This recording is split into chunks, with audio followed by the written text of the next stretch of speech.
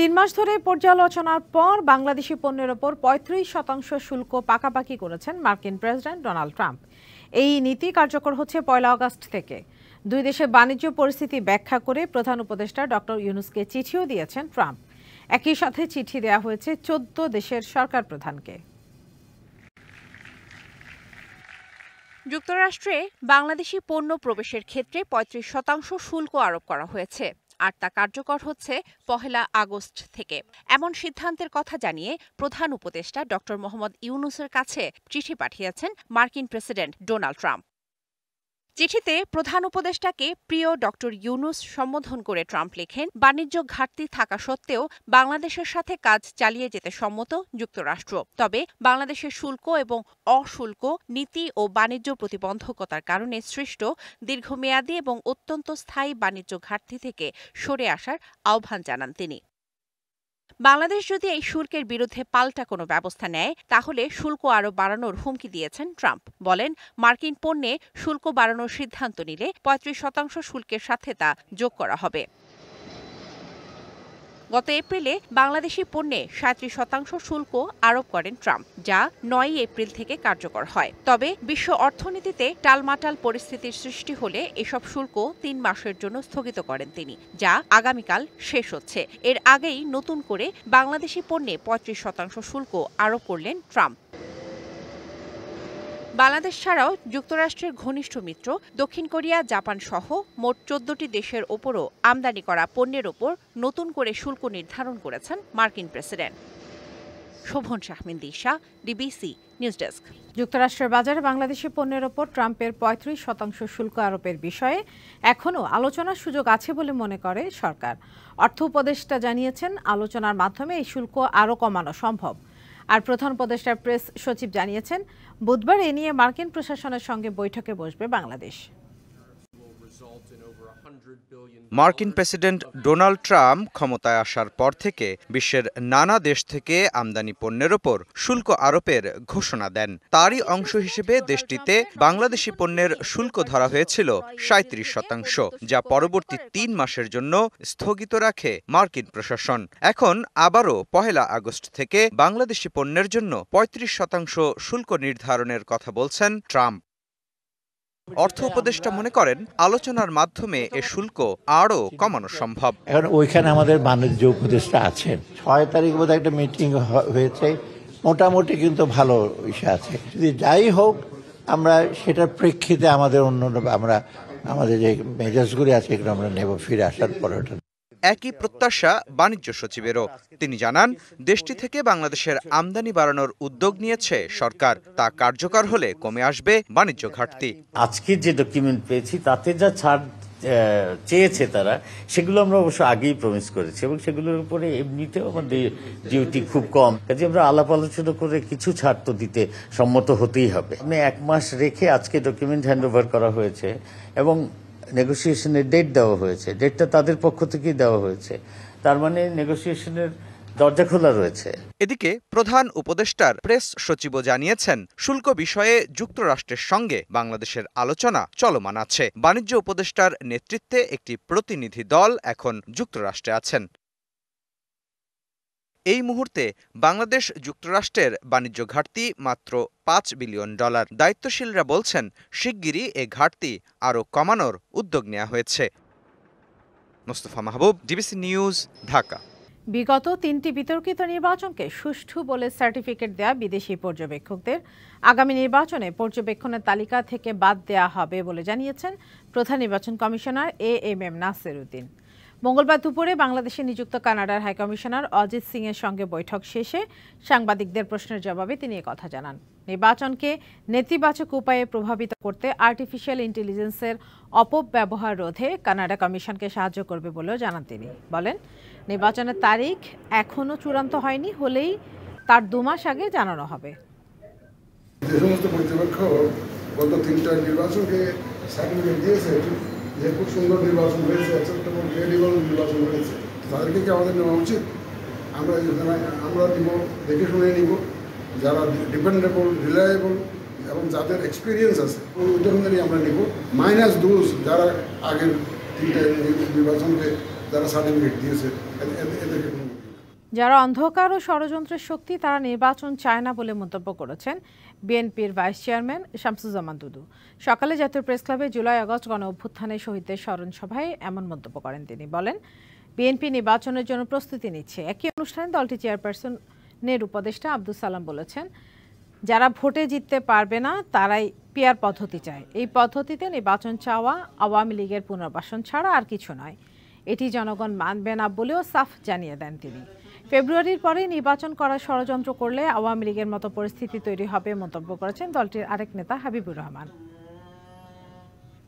তারা এই পর্যন্ত এককভাবে জাতীয় সংসদ নির্বাচনে কে কয়টা সিট পাইছে আর তাদের কথাই নাকি শুনতে হবে, নাইলে সংস্কার হইল না, নাইলে সংস্কার হইল না, ওনাদের কথাই শুনতে হবে।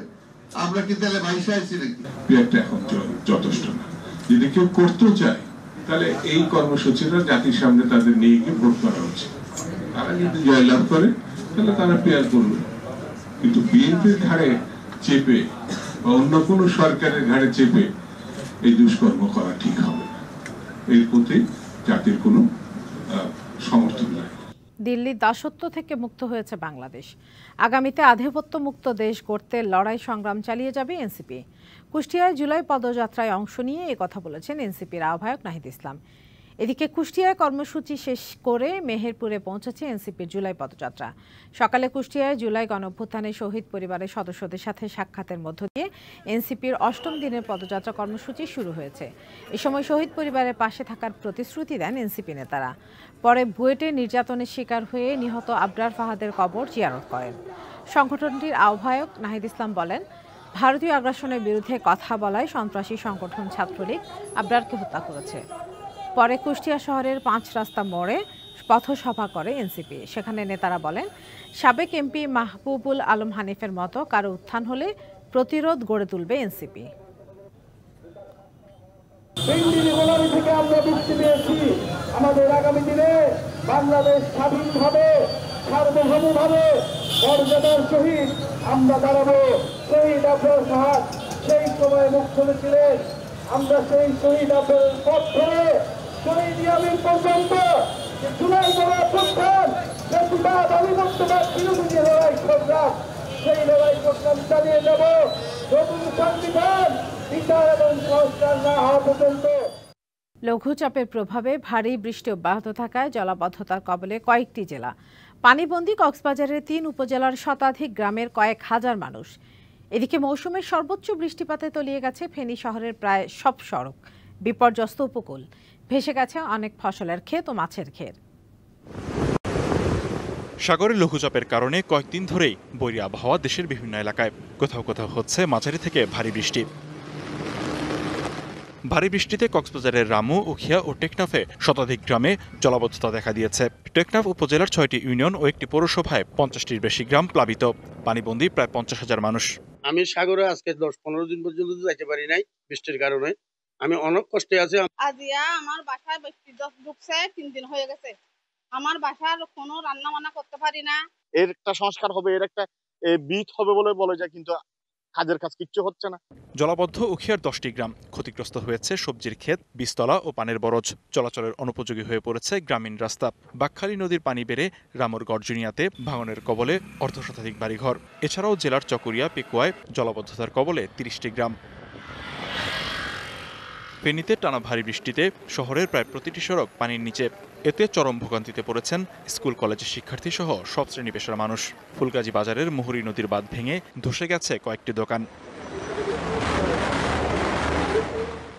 বৃষ্টিতে বিপর্যস্ত উপকূল। এরই মধ্যে সাতক্ষীরা পৌরসভার বিভিন্ন এলাকাসহ জেলার নিম্নাঞ্চল প্লাবিত হয়েছে। বসতবাড়িতে ঢুকেছে পানি, ভেসে গেছে ফসলের ক্ষেত ও মাছের ঘের। বিপাকে খেটে খাওয়া মানুষ। ভাই এক সপ্তাহ বৃষ্টি হচ্ছে ভাই, আজকে আমি কাজে গেলাম, তা কাজ হয়নি ভাই। আমরা সেইভাবে চলাফেরা করতে পারতেছি না, ভ্যান রিক্সায় লোক করতেছি না। টানা 2 সপ্তাহ বৃষ্টিতে বরগুনার পৌর শহরের গুরুত্বপূর্ণ সড়ক প্লাবিত হয়েছে। কোথাও কোথাও ড্রেন উপচে পানি মিশেছে সড়কে। দেখতে পাচ্ছেন আজকে এখন যে আটুলি তো নৌকো চলতো এখানে। এইভাবে জলাবদ্ধতা থাকলে তারাও স্কুলে আসতে চায় না, আর এখানে মানুষজন বসবাসের অযোগ্য হয়ে গেছে। পটুয়াখালীতে টানা বৃষ্টি বাড়িয়েছে ভোগান্তি। ভোলায় বৃষ্টিতে বিপাকে স্কুল অফিসগামীরা। খুলনায় ভোর থেকে টানা বৃষ্টিতে জলাবদ্ধতা দেখা দিয়েছে। সড়ক তলিয়ে যাওয়ায় ব্যাহত যান চলাচল, বিপাকে নিম্ন আয়ের মানুষ। কাদা পানি, রাস্তাঘাট ভাঙাচোরা, রাস্তা অনেক তলায় গেছে। বৃষ্টির জন্য কাজে কামে যাইতে পারি না, বৃষ্টি থেকে ঘরেও নামতে পারি না। আবহাওয়া অধিদপ্তর জানিয়েছে বৃষ্টি ঝরবে আরো কয়েকদিন। এইবার জুলাই মাসে স্বাভাবিক বৃষ্টিপাত সংঘটিত হবে, সেই কারণে এই মাস জুড়েই কিন্তু কখনো কখনো হালকা বৃষ্টি, কখনো মাঝারি বৃষ্টি, মাস জুড়েই বৃষ্টিপাত থাকবে। লঘুচাপের কারণে সমুদ্র বন্দরগুলোতে ৩ নম্বর সতর্ক সংকেত অব্যাহত রয়েছে। লিখনকান্তি ভৌমিক, ডিবিসি নিউজ ডেস্ক। বৃষ্টি ও জলাবদ্ধতার খবর জানাতে ফেনী ও নোয়াখালী থেকে আমাদের সহকর্মীরা যোগ দিচ্ছেন। প্রথমে আমরা যাব ফেনীতে। মৌসুমের সর্বোচ্চ বৃষ্টিপাতে ডুবে গেছে ফেনী শহর। জলাবদ্ধতায় বিপাকে পড়েছেন শহরবাসী। আমাদের সঙ্গে যুক্ত হয়েছেন সহকর্মী আবু তাহের ভূঁইয়া। তাহের, ভারী বৃষ্টিপাতে ফেনীর পরিস্থিতি এখন কেমন জানাবেন? আর গতবারে যে প্রলয়ঙ্করী বন্যা হলো, এরপরে কর্তৃপক্ষ কোনো ধরনের প্রতিরোধমূলক ব্যবস্থা নিয়েছিল কিনা? আমি এখন দাঁড়িয়ে আছি ফেনীর ব্যস্ততম শহীদ শহীদুল্লাহ কাশের সড়ক। এটা একটি বাণিজ্যিক সড়ক। এটার দুই পাশে বাণিজ্যিক অনেকগুলো প্রতিষ্ঠান রয়েছে। আপনি দেখতে পাচ্ছেন আমি এখনো কোমর সমান পানিতেই দাঁড়িয়ে এখান থেকে বক্তব্য দিচ্ছি।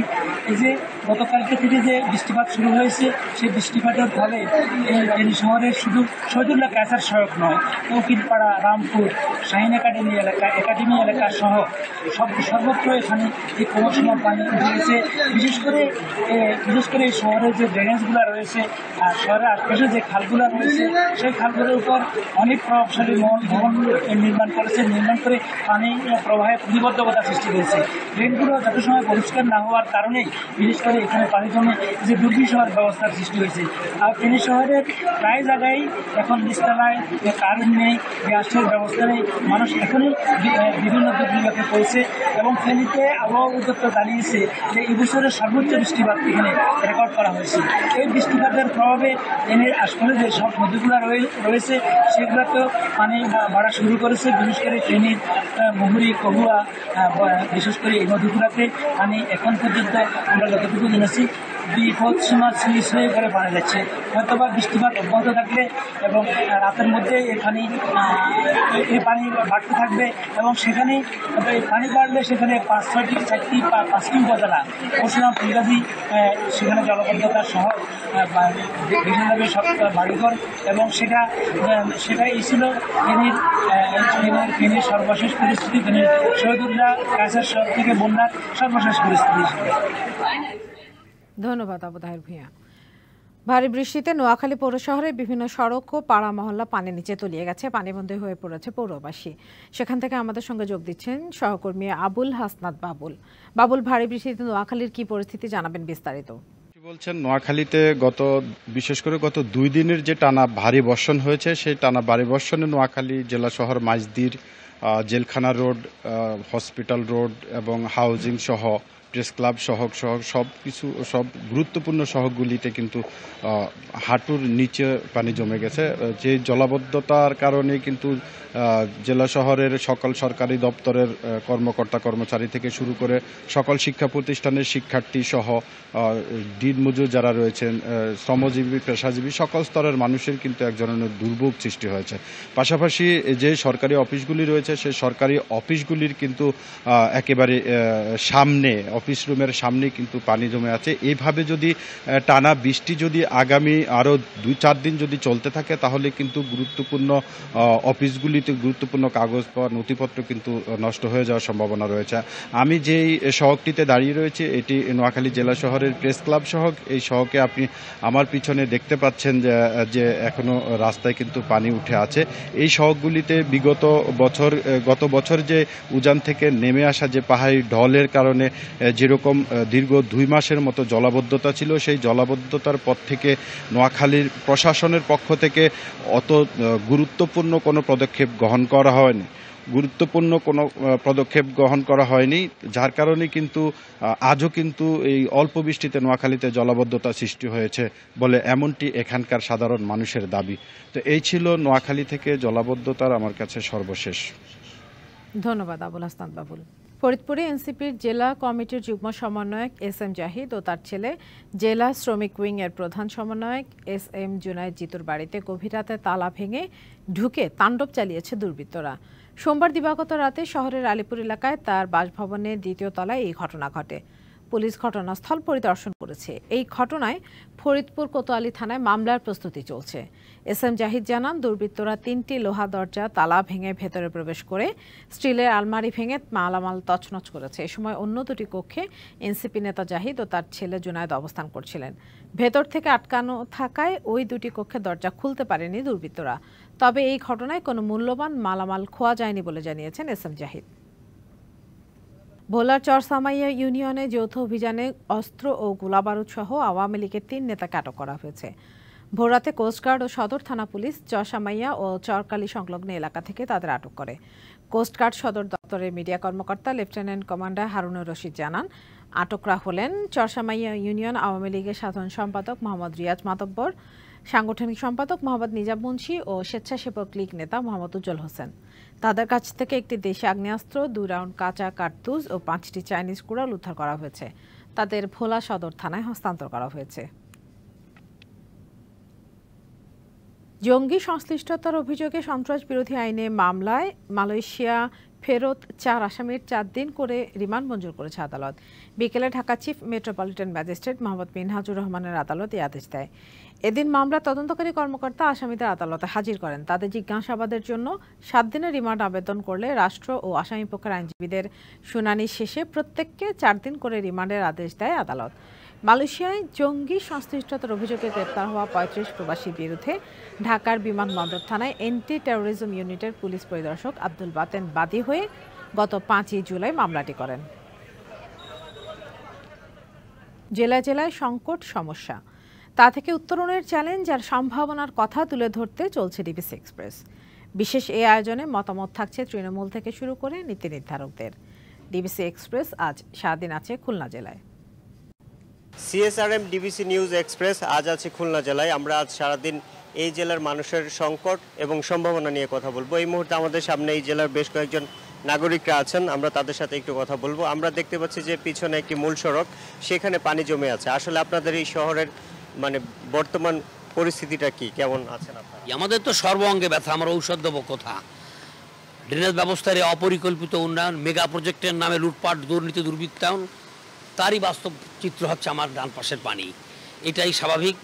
এভাবেই আসলে বিগত সরকারের আমলের এই 15-16 বছর আমরা দেখেছি উন্নয়নের নামের যে অপরিকল্পিত যে বরাদ্দগুলো হয়েছে, আর অপরিত বরাদ্দের পরিণতি হচ্ছে এইটা। আমাদের ড্রেনের ব্যবস্থাগুলো জায়গা এডিবি ওয়ার্ল্ড ব্যাংকের যে ফান্ড দিয়ে নির্মিত হয়েছে, ও তল আগে সিলেক্ট করে দিয়েছেন। আগে পানি মাটির তলে যেত, এখন আর যায় না। তারপর নবীন নাব্যতা হরণ হয়েছে। আমার রূপসা ব্রিজের তলে এখন হেঁটে পার হওয়া যায়। এই জায়গা থেকে রূপসা ব্রিজ উঁচু হয়ে গেছে, পানি কোথায় নামবে? আপনাকে অসংখ্য ধন্যবাদ। আমরা আরো একজনের সাথে কথা বলতে চাই যে অপরিকল্পিত নগরায়নের কারণে এই সংকট তৈরি হয়েছে। আসলে আপনারা এই যে বাসায় থাকেন, শিশুরা আছে, মেয়ে মানুষরা আছে, মানে কিভাবে চলেন এই সংকট? না, আসলে আমরা যেটা বলছি যে জলাবদ্ধতা, মশা এবং ভাঙাচোরা রাস্তা, শহর, এই সংকটের মধ্য সাথেই আমাদের বসবাস এবং এটা দীর্ঘদিনের সমস্যা। এবং এই সমস্যার পিছনে মূল যে কারণগুলো হচ্ছে যে সংশ্লিষ্ট যে দপ্তরগুলো আছে, কেডিএ, কেওয়াসা, কেসিসি এবং পানি উন্নয়ন বোর্ড, এগুলো সমন্বয়হীনতা এবং তাদের ইগোয়েস্টিক প্রবলেম। যে যার মতো করে প্রকল্প গ্রহণ করে সরকারের, রাষ্ট্রের, জনগণের অর্থ অপচয় হয়, কোনো জবাবদিহিতা নাই, মানুষের প্রতি কোনো দরদ নাই, দেশের প্রতি, দেশের জনগণের প্রতি, দেশের অর্থের প্রতি কোনো দরদ নাই। না থাকার কারণে যেটা হচ্ছে মেগা প্রকল্পের নামে মেগা লুটপাট, এবং যেটা হচ্ছে যে ভোগান্তির কারণে বিশেষ করে নারী, শিশু, বয়োবৃদ্ধ, অসুস্থ মানুষগুলো, এমন কোনো মানুষ নাই যে প্রতিদিন কোনো না কোনো কম বেশি দুর্ঘটনার শিকার না হন, দুর্ভোগের মধ্যে না পড়েন। অসংখ্য ধন্যবাদ আপনাকে। একটু আপনার কাছে জানতে চাই যে আপনারা আসলে কিভাবে বসবাস করেন এই শহরে এবং আপনারা কি চান পরবর্তী? আমরা দেখি গত 25 বছর ধরেই এই জলবদ্ধতা নিরসনের জন্য শত শত কোটি টাকা খরচ করা হয় এবং ড্রেন নির্মাণ করা হয়, কিন্তু 2 ঘন্টা বৃষ্টি হলে খুলনা শহরের চেহারা আমাদের দৃশ্যমান হয়। মানুষের দুর্ভোগ বেড়ে যায়, বাথরুম করা পর্যন্ত পরিবেশ থাকে না, যার জন্য পরিবেশ খুবই নোংরা হয়ে যায়। কোটি কোটি টাকা দিয়ে ড্রেন করেছে, অথচ প্রতি মাসে যদি ড্রেনটা পরিষ্কার করার তদারকি থাকতো তাহলে এই জলবদ্ধতা হতো না। আপনাকে অসংখ্য ধন্যবাদ। আমরা শুনছিলাম যে আসলে এই শহর আসলে জলাবদ্ধতার একটি শহরে পরিণত হয়েছে এবং বৃষ্টি হলেই এই শহরবাসীর জন্য একটা আতঙ্কের নাম হয়ে দাঁড়ায়। CSRM ডিবিসি নিউজ এক্সপ্রেস আজ সারাদিন থাকবো খুলনা জেলায়, নগরের এই মানুষের সম্ভাবনা এবং সংকটের কথা শুনবো এবং পরবর্তীতে আমরা জেলা প্রশাসক বা কর্তৃপক্ষের কথাও শুনবো। ততক্ষণ আমাদের সাথেই থাকুন, ভালো থাকুন। বাংলাদেশের মানুষের গড় আয়ু বৈশ্বিক গড়কে ছাড়িয়ে গেছে। দেশের নারী ও পুরুষ উভয়ের গড় আয়ু এবং এখন বৈশ্বিক গড়ের চেয়ে বেশি। জাতিসংঘের জনসংখ্যা তহবিলের বিশ্ব জনসংখ্যা পরিস্থিতি 2025 শীর্ষক প্রতিবেদনে এমন তথ্য উঠে এসেছে। মঙ্গলবার সকালে রাজধানী গুলশানে জাতিসংঘ ভবনে এক অনুষ্ঠানে UNFPR এর বাংলাদেশ প্রতিনিধি ক্যাথরিন ব্রিন কানকন এই প্রতিবেদন প্রকাশ করেন। প্রতিবেদন অনুযায়ী বিশ্বে যেখানে পুরুষদের গড় আয়ু 71 বছর, সেখানে বাংলাদেশে তা 74 বছর। নারীদের বৈশ্বিক গড় আয়ু 76 বছর হলেও বাংলাদেশে তা 77 বছর। প্রতিবেদনে বলা হয়, বাংলাদেশের জনসংখ্যা এখন 17,57,00,000। এর অর্ধেকই নারী এবং 2/3 মানুষ কর্মক্ষম। যুক্তরাষ্ট্রের টেক্সাসে 4 জুলাই বন্যায় যে ছোবলহানি, তাতে এখন পর্যন্ত শতাধিক প্রাণহানির ঘটনা ঘটেছে। ওয়াদালুপে নদীর স্রোত টেনে নিয়ে গেছে আরও অনেককে, যাদের উদ্ধারে তৎপরতা চলছে। দুর্যোগপূর্ণ আবহাওয়ায় তা ব্যাহত হচ্ছে। এমন পরিস্থিতিতে সমালোচনার মুখে ডোনাল্ড ট্রাম্পের আবহাওয়া বিভাগের বাজেট কাটছাঁট বিষয়টিও। 4 জুলাই আমেরিকা দিবস, ছুটির দিন, তাই নেই কাজে যাওয়ার কোনো তাড়া। নির্ভার ঘুমাচ্ছিলেন টেক্সাসবাসী। আচমকা মধ্যে হানা, দেখেন তারা ভাসছেন পানির ওপর। পানির তোড়ে ভেসে গেছেন বাড়িঘর ছেড়ে অনেক দূরে। এমনই ঘটনার শিকার টেক্সাসের মধ্যাঞ্চলীয় বেশ কয়েকটি অঞ্চলের। যুদ্ধ কিংবা দাবানল নয়, দুনিয়ার ক্ষমতাধর রাষ্ট্রের গুরুত্বপূর্ণ অঙ্গরাজ্য টেক্সাসে শুক্রবার আকস্মিক বন্যায় দীর্ঘ মৃতদেহের মিছিল। স্বজনহারাদের বুক ফাটা হাহাকারে বিষণ্ণ হচ্ছে বাতাস, আর নিখোঁজদের জন্য অপেক্ষার পাথর আরও ভারী হচ্ছে বুকের ভেতর। আবহাওয়াবিদরা জানান, সেদিন কের কাউন্টির গড় বার্ষিক বৃষ্টিপাতের 1/3 সমান বৃষ্টি কয়েক ঘন্টায় হওয়াই এমন আকস্মিক বন্যার কারণ। এছাড়া এই অঞ্চলের মাটি শুষ্ক ও কঠিন হওয়ায় বৃষ্টির পানি সহজে মাটিতে শোষিত না হয়ে দ্রুত গড়িয়ে যায়, যা এলাকাটিকে প্রাকৃতিকভাবে বন্যাপ্রবণ করে তুলেছে। ফলে পাহাড় থেকে নেমে আসা পানির বিশাল স্রোত গুয়াডালুপে নদীতে প্রবেশ করলে মাত্র 45 মিনিটের মধ্যে নদীর পানি 26 ফুট বেড়ে যায়।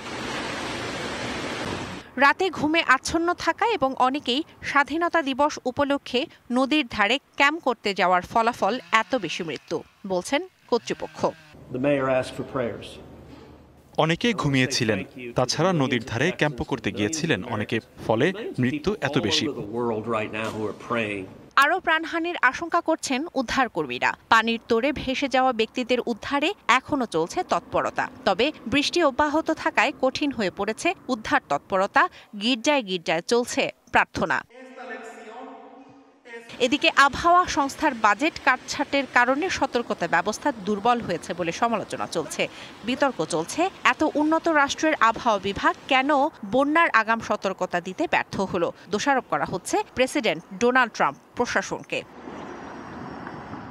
যুক্তরাষ্ট্রের প্রেসিডেন্ট ডোনাল্ড ট্রাম্প এই দুর্যোগকে মারাত্মক আখ্যা দিয়ে কের কাউন্টিকে জাতীয় দুর্যোগ এলাকা হিসেবে ঘোষণা করেছেন। শোভন শাহমিন দিশা, ডিবিসি নিউজ ডেস্ক। কেনিয়ায় সরকার বিরোধী বিক্ষোভে পুলিশের গুলিতে নিহত হয়েছেন অন্তত 11 জন, গুলিবিদ্ধ হয়েছেন বেশ কয়েকজন। সোমবার কেনিয়ার গণতান্ত্রিক আন্দোলনে সাবা সাবা এর 35তম বর্ষপূর্তি উপলক্ষে আয়োজিত বিক্ষোভ মিছিলে পুলিশ গুলি চালালে হতাহতের এ ঘটনা ঘটে। রাজধানী নাইরোবিতে শহরের কেন্দ্রস্থলে যাওয়ার বেশিরভাগ প্রধান সড়ক বন্ধ করে দেয় পুলিশ। বাধা অতিক্রম করে এগিয়ে যেতে চাইলে সংঘর্ষে জড়িয়ে পড়েন বিক্ষোভকারীরা। তাদের ছত্রভঙ্গ করতে ছোড়া হয় গুলি। দেশটির অন্যান্য এলাকায়ও সংঘর্ষ হয়েছে। বর্তমান সরকারের দুর্নীতি, পুলিশের নিপীড়ন, সরকারের সমালোচকদের গুম করা ও অর্থনৈতিক বৈষম্যের প্রতিবাদে এই বিক্ষোভ হয়।